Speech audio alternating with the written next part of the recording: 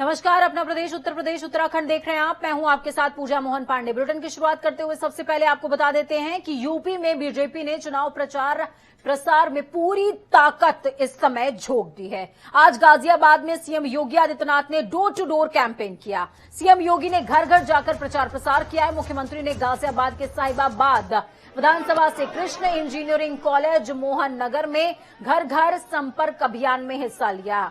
यहां पर गाजियाबाद के जाने माने लोगों के साथ मुख्यमंत्री चर्चा भी करते नजर आए। इस दौरान सीएम योगी ने यहां आयोजित प्रबुद्ध सम्मेलन में योगी आदित्यनाथ ने सपा अध्यक्ष अखिलेश यादव पर हमला करते हुए कहा, चांदनी रात चोरों को अच्छी नहीं लगती। जो लोग पुरानी पेंशन लाने की बात कह रहे हैं, अब इससे रोका गया था, उस समय उनके अब्बा जान की ही सरकार हुआ करती थी। योगी ने कहा, जो लोग फ्री बिजली देने का वादा कर रहे हैं, उन्होंने सालों साल तक जनता को अंधेरे में रखा। पिछले सरकार में गुंडों का राज था, गरीब तबके के लोग परेशान रहा करते थे। भाजपा ने आकर उनके हक की बात की। पहले अखबार सिर्फ घोटालों से भरे रहते थे। हमने जो वादे किए उसे पूरा किया। कोरोना जैसी महामारी को हमने वैक्सीन लगवाकर रोका है। भाइयों बहनों, 2017 में भारतीय जनता पार्टी को प्रधानमंत्री मोदी जी के आह्वान पर प्रदेश की जनता ने आशीर्वाद दिया था। प्रदेश में प्रचंड बहुमत की भारतीय जनता पार्टी की सरकार बनी। मुझे पार्टी ने प्रदेश का मुख्यमंत्री बनाया है। हमारी सरकार बनी। भारतीय जनता पार्टी की सरकार ने पहला निर्णय लिया अवैध बूचड़खानों को बंद करने का। बेटियों की सुरक्षा के लिए एंटी रोमियो स्क्वाड का गठन करने का और 86 लाख किसानों का 36,000 करोड़ रुपए की कर्ज माफी का। समाजवादी पार्टी को जब 2012 में सत्ता मिली तो समाजवादी पार्टी ने पहला निर्णय लिया था श्री राम जन्मभूमि पर आतंकी हमला करने वाले आतंकवादियों के मुकदमों को वापस लेने का। फर्क साफ है। उनको सत्ता मिली, उन्होंने आतंकवादियों के मुकदमों को वापस लिया। पेशेवर माफिया और अपराधियों को सत्ता का संरक्षण दिया। और फिर जो दंगों का सिलसिला शुरू हुआ प्रदेश के अंदर, वो थमने का नाम ही नहीं ले रहा था। वो तब थमा जब ये आहट हो गई कि बीजेपी आने वाली है। जीवन और जीविका को बचाने का कार्यक्रम कोरोना कालखंड में कितना बेहतरीन हुआ। 160 करोड़ लोगों को कोरोना को डोज भारत ने दे दिया है। और भारत में प्रधानमंत्री मोदी जी के मार्गदर्शन में बना हुआ कोविड टीका दुनिया का सबसे प्रभावी टीकों में से है। फ्री में राशन और फ्री में वैक्सीन, सबको वैक्सीन। ये है भारतीय जनता पार्टी का सबका साथ सबके विकास का नारा। हमने जाति, मत, मजहब, क्षेत्र, भाषा के आधार पर शासन की योजनाओं में कोई भेदभाव नहीं किया, लेकिन हां, तुष्टीकरण भी नहीं होने दिया। पर्व और त्योहार शांतिपूर्ण तरीके से मनाने दिए गए, लेकिन सुरक्षा के साथ किसी को खिलवाड़ नहीं करने दिया गया। उनका जातिवादी सोच परिवार तक सीमित था। उनकी विकास की सोच अपने स्वयं के परिवार के विकास की थी। तो वहीं दूसरी तरफ चुनाव आयोग की ओर से रैलियां और रोड शो पर रोक लगा दी गई है। साथ ही चुनाव प्रचार के लिए सभी पार्टियां डोर टू डोर कैंपेन कर रही हैं। आपको बता दें कि पहले चरण के चुनाव 10 फरवरी को होने हैं। ऐसे में डिप्टी सीएम दिनेश शर्मा आज ग्रेटर नोएडा पहुंचे थे और लोगों से बीजेपी के प्रत्याशी के पक्ष में वोटों की अपील भी की। इस दौरान सुरक्षा के भी कड़े इंतजाम नजर आए। आपको ये भी बता दें कि डोर टू डोर कैंपेन से पहले डिप्टी सीएम ने IIMT कॉलेज में अपने कार्यकर्ताओं से संवाद भी किया। उत्तर प्रदेश के डिप्टी सीएम दिनेश शर्मा आज ग्रेटर नोएडा पहुंचे, लोगों से जनसंवाद किया, अपने कार्यकर्ताओं से संवाद किया। IIMT कॉलेज के अंदर लोगों से जनसंवाद किया है, अपने कार्यकर्ताओं से संवाद किया। उसके बाद डोर टू डोर कैंपिंग करी है और अपने कार्यकर्ताओं को दिशा निर्देश दिए गए हैं कि किस तरीके से जो चुनाव है, चुनाव के मद्देनजर रखते हुए आगे का जो प्रक्रिया है वो कोविड के नियम को पालन करते हुए आगे की प्रक्रिया करी जाए, चुनाव को आगे बढ़ाया जाए, ताकि जो भारतीय जनता पार्टी का जो चुनाव है होने वाला है उसमें रिजल्ट उनका पॉजिटिव आए। मुकेश सिंह के साथ अमर सैनी, जनता टीवी, ग्रेटर नोएडा। नेताजी सुभाष चंद्र बोस की जयंती पर सीएम योगी आदित्यनाथ पुष्प अर्पित करने लखनऊ के परिवर्तन चौक स्थित प्रतिमा पर पहुंचे। उनके साथ कैबिनेट मंत्री ब्रजेश पाठक और लखनऊ के विधायक नीरज बोरा भी मौजूद रहे। इस दौरान कैबिनेट मंत्री ब्रजेश पाठक ने जनता टीवी से खास बातचीत करते हुए कहा कि 5 साल तक घर में बैठे रहने के बाद अखिलेश यादव को चुनाव की याद आ गई है। सुनिए। उत्तर प्रदेश के चुनाव अब नजदीक आ चुके हैं। पहले चरण का नामांकन भी हो चुका है। हमारे साथ हैं कैबिनेट मंत्री ब्रजेश पाठक जी, चुनाव नजदीक आ चुके हैं। पहले चरण का नामांकन भी हो रहा है। किस तरह से प्रचार प्रसार का माध्यम होगा? क्योंकि भारतीय जनता पार्टी भारत निर्वाचन आयोग के जो कोविड गाइडलाइन है उसके अनुरूप प्रचार कर रही है। कल आदरणीय गृह मंत्री जी ने घर घर जाकर दस्तक देकर के भारतीय जनता पार्टी की नीतियों को बता करके जनता का आशीर्वाद लिया है और हम सब कार्यकर्ता भी पूरे प्रदेश के चौराहों पर, गलियों में, मोहल्लों में घर घर जाकर दस्तक देकर के भारतीय जनता पार्टी के लिए आशीर्वाद मांगे। समाजवादी पार्टी के जो राष्ट्रीय अध्यक्ष हैं अखिलेश यादव, उनका आरोप है कि जो प्रचार का जो तरीका है वो भारतीय जनता पार्टी को सब पता था पहले। समाजवादी पार्टी हो या दूसरे दीगर दल हो, 5 वर्ष अपने घर में बैठ करके काम करते हैं, जबकि भारतीय जनता पार्टी लगातार जनता के बीच में संपर्क में रहती है। इस प्रकार की बातें इसीलिए वो करते हैं। देखिए, ब्रजेश पाठक जी का साफ तौर पर कहना है कि जो आरोप प्रत्यारोप है उसका दौर अब चलता रहेगा, लेकिन जो 5 साल अपने घरों में बैठे वो कैसे चुनाव प्रचार की बात कर सकते हैं। कैमरा पर्सन सनी के साथ पकड़ के जनता टीवी लखनऊ। बिहार की लोक गायिका और यूट्यूबर नेहा सिंह राठौर के गाने यूपी में काबा के सहारे अब विपक्ष बीजेपी पर निशाना साध रहा है। बीते दिन समाजवादी पार्टी के अध्यक्ष अखिलेश यादव ने बीजेपी पर निशाना साधा था। हालांकि उन्होंने सीधे तौर पर न तो नेहा का नाम लिया और न ही गाने के बोल का जिक्र किया। वहीं आज कांग्रेस प्रवक्ता अंशु अवस्थी और सपा प्रवक्ता अनुराग भदौरिया ने भी बीजेपी पर तंज कसते हुए क्या कुछ कहा है और इस लोक गीत का ही इस्तेमाल किया है। सुनिए। सोच है भारतीय जनता पार्टी के लोगों की, ये उनकी गिरी मानसिकता को दर्शाता है। एक बेटी को न्याय मांगने पर आधी रात में मिट्टी का तेल डालकर जलवा देते, किसानों को न्याय मांगने पर गाड़ियां चढ़वा देते और एक गायिका को इस तरीके की व्यंग टिप्पणी करते, उस पर ओछी टिप्पणी करते, पत्रकारों को आवाज उठाने पर जेल भिजवा देते। किसको किसको रोकोगे? मुख्यमंत्री जी, आपके क्षेत्र में भी जनता इंतजार कर रही है और उप मुख्यमंत्री के क्षेत्र में जो उनके ही समाज के लोगों ने उनको दौड़ाया है, कहां तक रोकोगे? उत्तर प्रदेश का नौजवान, किसान, महिलाएं सभी भारतीय जनता पार्टी को हराने का मन बना चुके हैं। बीजेपी के नेता, विधायक, मंत्री अपने क्षेत्रों में घुस नहीं पा रहे। एक गायिका की आवाज दबाकर सच को नहीं दबा सकते। ए भैया, यूपी में काबा हो यूपी में? अरे मत पूछा दादा, यूपी में जुर्म धुआंधार बा, जनता लाचार बा, महंगाई के मार बा, झूठ के अंबार बा। और सुनबा काबा, शिक्षा बदहाल बा, स्वास्थ्य के बुरा हाल बा, जनता कंगाल बा। अब का होई?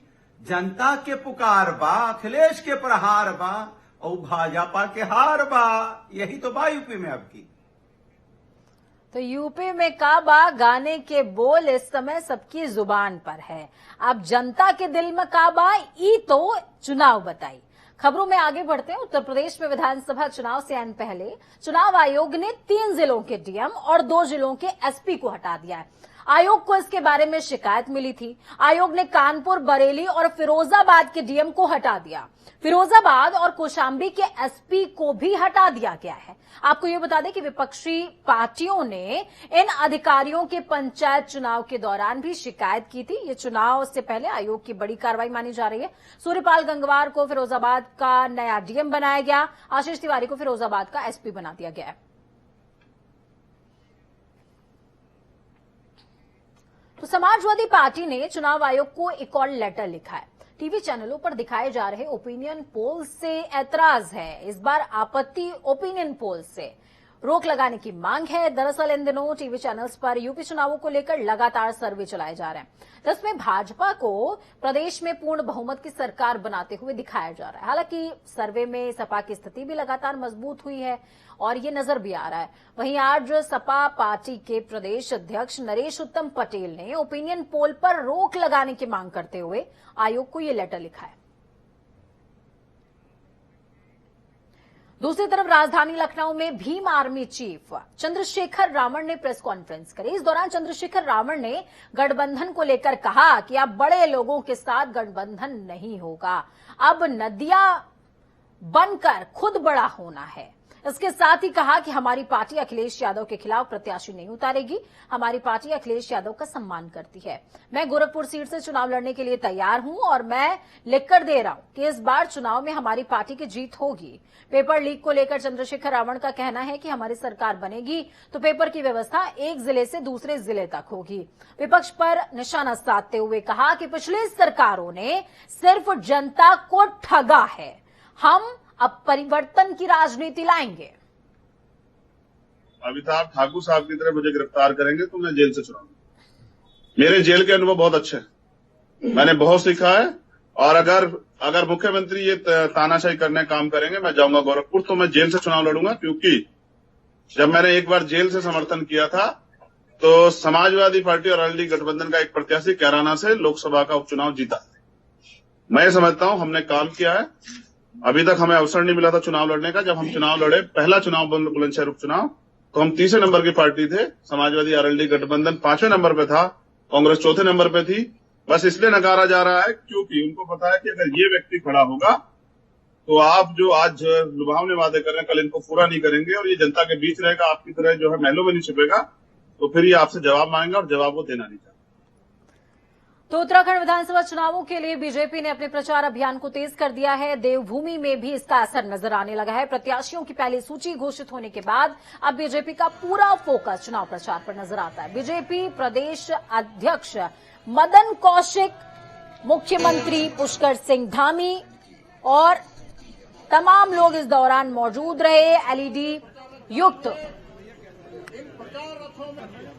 मुख्यालय से गाड़ियों को रवाना किया गया है जो कि 70 विधानसभाओं में जाएंगी, पहुंचेंगी, केंद्र और सरकार की तमाम उपलब्धियों का बखान करेंगी। इन वाहनों के जरिए वर्चुअल रैली से भी जनता को जोड़ा जाएगा।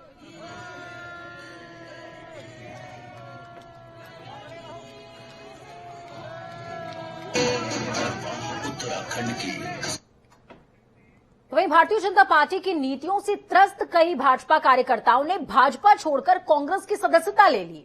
कांग्रेस कार्यालय में रणजीत सिंह रावत ने भाजपा छोड़कर आए कार्यकर्ताओं को कांग्रेस पार्टी की सदस्यता दिला दी है। इस दौरान रावत ने कहा कि बेरोजगारी और कमरतोड़ महंगाई के चलते लोगों का जिंदा रहना दुश्वार हो गया है। लोगों में भाजपा सरकार के खिलाफ गुस्सा है। खुद भाजपा कार्यकर्ता अपनी ही पार्टी से हताश और निराश हो गए हैं और प्रदेश के विकास के लिए कांग्रेस का हाथ थाम रहे हैं। ये कांग्रेस की बढ़ती हुई लोकप्रियता का परिचायक है कि लोग भारतीय जनता पार्टी छोड़ करके कांग्रेस का दामन थाम रहे हैं। सैकड़ों लोगों को हम पिछले समय से कांग्रेस में ज्वाइन करा चुके हैं। उसी क्रम में आज भी कुछ लोगों ने जो है कांग्रेस ज्वाइन की है। पूरे उत्तर भारत में इन दिनों कड़ाके की ठंड पड़ रही है। उत्तराखंड के पहाड़ी जिलों में तापमान माइनस में चला गया है। इस ठंड में सुरक्षा कर्मी मां गंगा के धाम गंगोत्री में तैनात हैं। वहीं आपको बता दें कि नागरदास मौनी बाबा तपोवन में साधना में भी लीन है। तपोवन गंगोत्री धाम से करीबन 30 किलोमीटर दूर है, जहां 5 से 6 फीट तक बर्फ जमी हुई है। गंगोत्री नेशनल पार्क के अधिकारियों का कहना है कि मौनी बाबा ने अपने लिए सभी आवश्यक चीजें जोड़ी हुई हैं और 2018 के बाद से शीतकाल में तपोवन में कोई साधु नहीं रहा है, लेकिन इस बार मौनी बाबा वहां पर साधना कर रहे हैं। इसके अलावा गंगोत्री से 5 किलोमीटर गौमुख की ओर कनखू में प्रसिद्ध साधु रामकृष्ण दास तपस्या में लीन है। हम यहाँ शीतकालीन में रहते हैं। हम 4 कर्मचारी रहते हैं और 2 घर जाते, 2 यहाँ रहते हैं। और यहाँ बर्फ गिरी है, देखो इतनी बर्फ गिरी है। और यहाँ अपने आप में रहना बहुत बड़ी साधना है और हमारा सौभाग्य है कि हम माँ गंगा जी के चरणों में रहकर हम गंगा माई की सेवा कर रहे हैं। हमारा उस जन्म का पूर्व अच्छे कर्म किए, इस जन्म तो है ही, तो हम अपने आप को बहुत धन्य मानते हैं। और गंगोत्री मंदिर समिति के अध्यक्ष सुरेश हिमाल जी, सचिव, सब लोगों का बहुत अच्छा प्रेरणा रहता है हमारे साथ, उनका अच्छा व्यवहार है। उत्तराखंड में पिछले 24 घंटे से अलग अलग जगहों पर रुक रुक कर बारिश भी हो रही है, बर्फबारी भी हो रही है। कुछ तस्वीरें अभी आपको दिखाई भी थी। मौसम में परिवर्तन के चलते तापमान 3 से 7 डिग्री तक लुढ़क गया है। पर्वतीय और मैदानी क्षेत्रों में कड़ाके की ठंड बढ़ने से लोगों की मशक्कतें बढ़ गई हैं, परेशानियां बढ़ गई हैं। मौसम वैज्ञानिक रोहित थपलियाल ने बताया कि प्रदेश में अगले कुछ दिनों तक इसी तरीके से मौसम के रहने की संभावना है। उन्होंने कहा उत्तरकाशी, चमोली, रुद्रप्रयाग, देहरादून, पिथौरागढ़, नैनीताल ऐसे तमाम जिले ऐसे हैं जहां पर भारी बारिश भी होगी, बर्फबारी भी होगी और ये संभावना यथावत बनी हुई है। तो चलिए 5 मिनट में फटाफट अंदाज में 25 अहम जिलों का रुख करेंगे। कानपुर में चोरों के हौसले बुलंद है। शादी वाले घर को निशाना बनाकर उड़ाए 10 लाख रुपए, पुलिस जांच में जुटी। रायबरेली में तेज रफ्तार बाइक के नियंत्रित होकर ओवरब्रिज से नीचे गिरी। इलाज के दौरान एक की मौत, दूसरे की हालत नाजुक। महुआ में पास सवारियों से भरा ऑटो पलटा, 4 लोग गंभीर तौर पर घायलों का इलाज के लिए अस्पताल में भर्ती कराया गया। कानपुर में दोस्त ने की दोस्त की गोली मारकर हत्या कर शव को गंगा में फेंक कर भाग रहा था आरोपी। क्षेत्र के लोगों ने दौड़ाकर आरोपी को पकड़ा।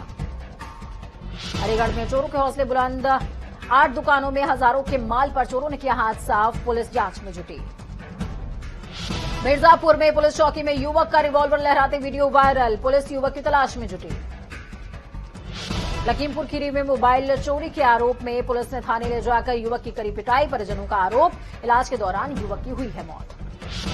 हाथरस में सेल्फी लेते हुए 2 युवकों की ट्रेन की चपेट में आ जाने से मौत, मृतकों की हुई पहचान, परिजनों में मचा कोहराम।